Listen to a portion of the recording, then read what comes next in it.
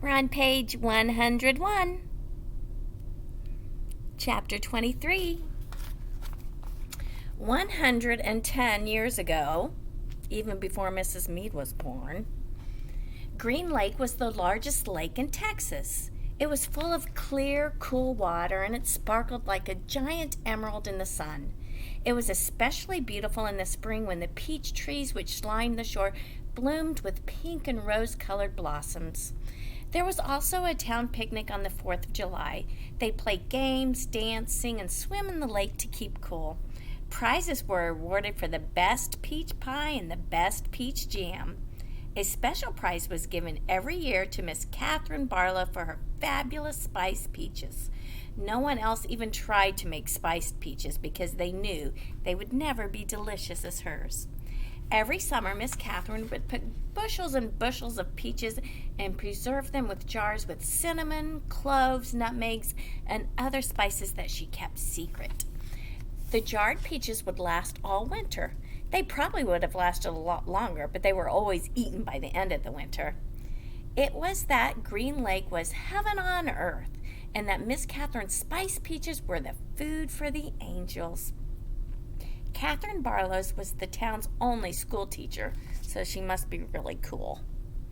She taught an old one-room schoolhouse. She was old, even then. The roof leaked, the windows wouldn't open, and the door hung crooked in its bent hinges. She was a wonderful teacher, full of knowledge and full of life. The children loved her. She taught classes in the evening for adults, and many of the adults loved her as well. She was very pretty. Her classes were often full of young men, where a lot of them were interested in the teacher, more interested in the teacher than getting an education. But all they ever got was an education.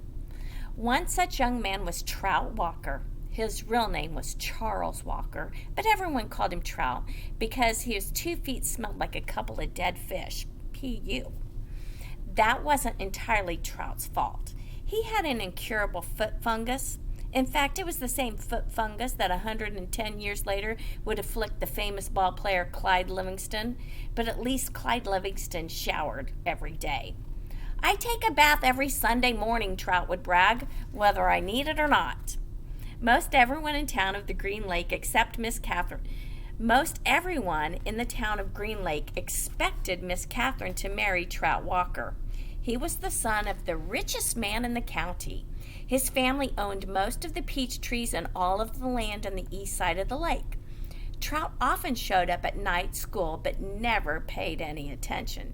He talked in class and was disrespectful of the students around him. He was loud and stupid. A lot of men in town were not educated. That didn't bother Miss Catherine. She knew they spent most of their lives working on farms and ranches and hadn't had much schooling. That's why she was there, to teach them. But Trout didn't want to learn. He seemed to be proud of his stupidity.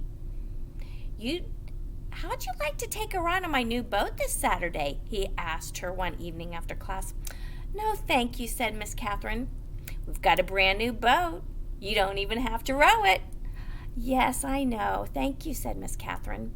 Everyone in town had seen and heard the Walkers' new boat. It made a horrible loud noise and spewed ugly black smoke over the beautiful lake. Trout had always gotten everything he wanted. He found it hard to believe that Miss Catherine had turned him down. He pointed his finger at her and said, "No one ever says no to Charles Walker." "I believe I just did," said Miss Catherine. "Go, Catherine!"